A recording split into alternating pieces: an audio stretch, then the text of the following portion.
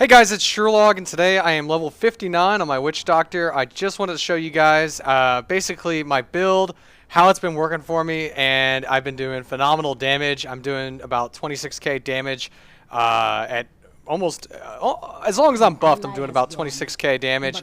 My buddy here, Coats and Cheese and Freelancer, they're kind of just hanging out. They might be joining me for just a minute to show off some of the damage, but let's go ahead and look at the build real quick. Let's see, I want to bring up my book here. So my build is probably a little different than some people, but it's really working out for me amazingly. So I just want to show you. Very first thing, primary, is the poison dart. It has 160% extra damage plus the 100% weapon damage and 40% damage for the 2 seconds of poison. Not a big deal. That's just if I run out of mana. It costs 10 mana to cast. It's like nothing. So this is my big one here, though. This is the zombie charger. 205% weapon damage. But then if you look at the bottom there, it does 236% damage. And if we do this, you'll notice just the horde of zombie buffalo. That's what I call them. The zombie buffalo that come out and do all kinds of damage. And we're going to show this off here in a second. I've basically been steamrolling hell thanks to my gear in this. And I've been very fortunate in my gear, as I'll show you guys that in a second. So then I have Mass Confusion. This is good for especially some of the rares where you can't kill their minions necessarily. So I use this to kind of stun them and try to get through the boss. Doesn't always work, but it helps. Mass Confusion is also just a lot of fun. So an absolute you must have is the Soul Harvester with Soul to Waste. The reason I've done this is some people would look at the other runes and think that they're better. I'm going to disagree with that. Here's why. You feed on the life force of 5 enemies. So you can go up to 5 enemies, increasing your intelligence, which increases your damage, all that stuff for 30 seconds. However, there's a lot of times where you can't get yourself right in the center of things. So I increased the duration of it to 60 seconds. It gives me that buff that much longer. It's very nice to have. Now, if for whatever reason I should fall out of mana, if I should ever roll out of mana, I have my big bad voodoo here. This is, as you can see, it increases the attack speed of all 20% by 20 seconds. But the best part is it restores 122 mana per second, basically making it so I never run out of mana forever, for a long time. For 20 seconds, that's a long time. That is forever in Diablo 3. And then finally, my Fetish Army. This is nice when I need a frontline support. If for whatever reason I just can't get in there and do the damage. They do quite a bit of damage on their own. I don't really necessarily have a recommendation of which type of rune to use for your Fetish Army. I'm using the 2 Fetish ones that breathe Cone of Fire. It's good for AoE DPS. Maybe not the best to use for against bosses, but it does okay. And I like it a lot. It's a lot of fun. It's just really a fun spell to have. And so finally we go into my passive abilities. And these are all mana regen abilities for most of the part. You'll see that I have a 20% increase in my mana regeneration with a 1% maximum mana per second. Or 20%, yeah. Increase by 20%. Regeneration 1% of your mana per second. So that's good. Blood Ritual, 50% mana is paid with your life. That's okay. More mana is good to go. Plus, it regenerates your health. So I don't have any other heal regenerating abilities, so I use this one. I'm sure there are some other ones that I could use, but this is the one I like to use. And more blood, more mana, so that's all good there. And finally, I could probably switch this out for something a little bit better. I haven't really looked through it here lately, but I like this one a lot. Fetish Psychopaths. Basically, every time you cast a summoning spell or more like this, you are likely to possibly earn a new little fetish creature that will fight for you and do extra DPS. So finally, we're going to take a look at gear. I'm going to tell my buddy here, hey, just showing gear real quick. And then we'll go. And so I'm just going to tell them that we're looking at the gear. So the gear is super important, but it's super important for when you get into the Hell difficulty and beyond. Now, I haven't done Inferno yet, obviously. I'm in Act 3 Hell right now, and I want to tell you, I am steamrolling through Hell, okay? I'm just desecrating Hell. It's not even a problem with me right now. But gear is incredibly important. You'll notice that I have a high intelligence. My health could be a little bit better. It's 22k health. It's lacking a little bit. I would like to get a little bit more health. But I'm always keeping my weapon up to date. As you see, I am level 59. I have a level 59 weapon. And this stuff, of course, can be resold on the auction house. I have basically gemmed everything to have intelligence, except for this, which I'm going to put a gem in it right now. To increase, I don't know. Do I want to increase the intelligence or do I want to increase the vitality? I am going to go with vitality. My DPS is very high right now, and so having more health is definitely a huge plus. So I'll let you guys look over over this stuff real quick. You'll notice that it all has intelligence with vitality. This was given to me by my goody buddy Coats and Cheese. He gave me these guardian bracers with 12% magic find. It's pretty amazing. And he also found me this amulet. Holy shit! Look at this amulet, guys. 164 intelligence, 90 vitality, and a socket. I couldn't have asked for a better helmet. I firmly believe you should try to get mana stacking gear, or mana regeneration gear. It's like, watch me blow this, and watch how fast my mana is regenerating.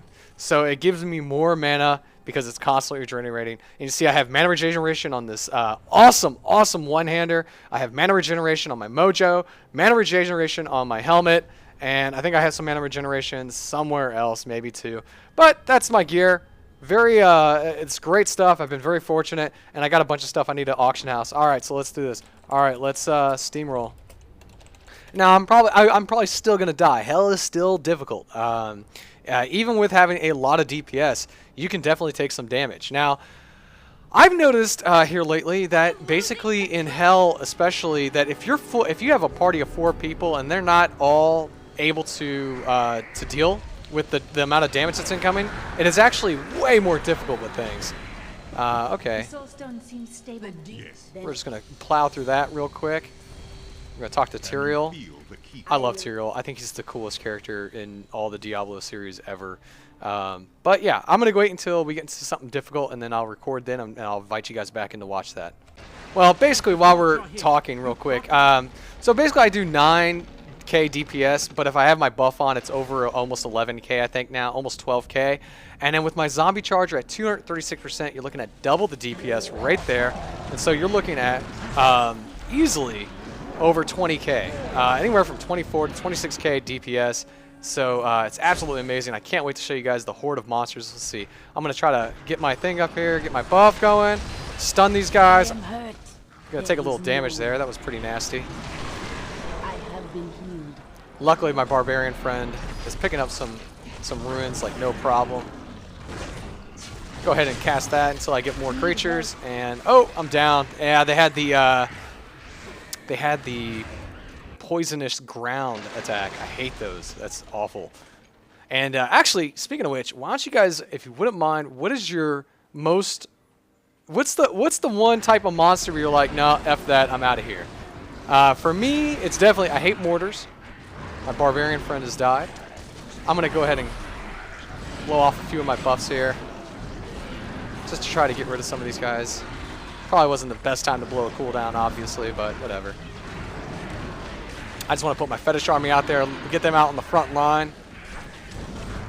And while they're doing that, I'm just going to kind of finish them off. Now, the one downside of the Buffalo zombie horde is that they take like a half a second to cast. And so when it takes that long to cast something, it really puts you in a vulnerable state.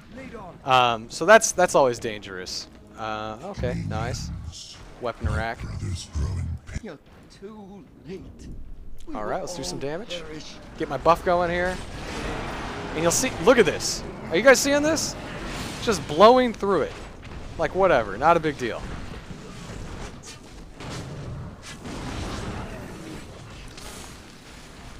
I'm definitely the life of the party when we have 4 creatures, or 4 co-op. Oh, it's more of that poison. God, I hate the poison. That's the worst. You gotta really keep a lookout for that.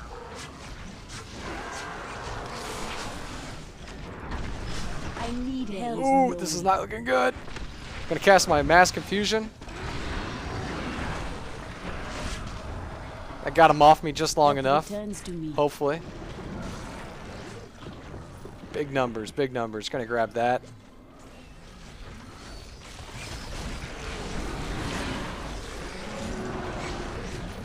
Just rocking it there. There we go.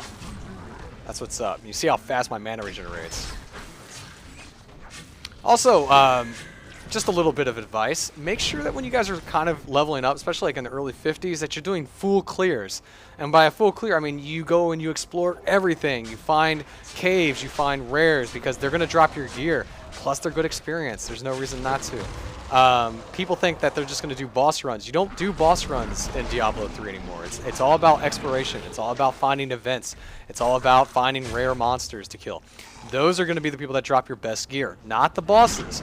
And I thought that it was a really cool concept. Oh, here we go. Wasn't paying attention. That's the thing. When I'm talking, I kind of don't pay attention. But one of the things that they said that the bosses are is they're basically the bosses are sort of like your wall, and once you can break through them, you have earned the right to kind of go into the next area and start farming for the monsters. But let's go ahead and kill off one of these bosses here. We'll kill these purples hopefully and make it through it, and then I think we'll call it a day. I just want to show off some of the damage here, and just how devastating it is.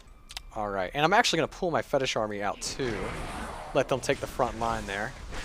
And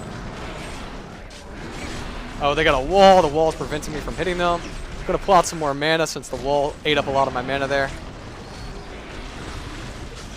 That is impossible. Standing in the... There we go. We're looking good. Coats and Cheese is still alive. That guy's goner. And there you go. There you go. Easy. Easy. In fact, I would like to do one more thing. I'd like to show off just how much the increase is when you get this buff. But because in Hell difficulty, it can be really difficult to get up in their face. And so that's why I put that extended buff on there. But all right, guys, I think that's going to be around it. I just want to show off a little bit. And I'll keep you guys updated. I'll be hitting 60 here shortly, I'm sure, within the next day or so. So see you guys around. Surelog out.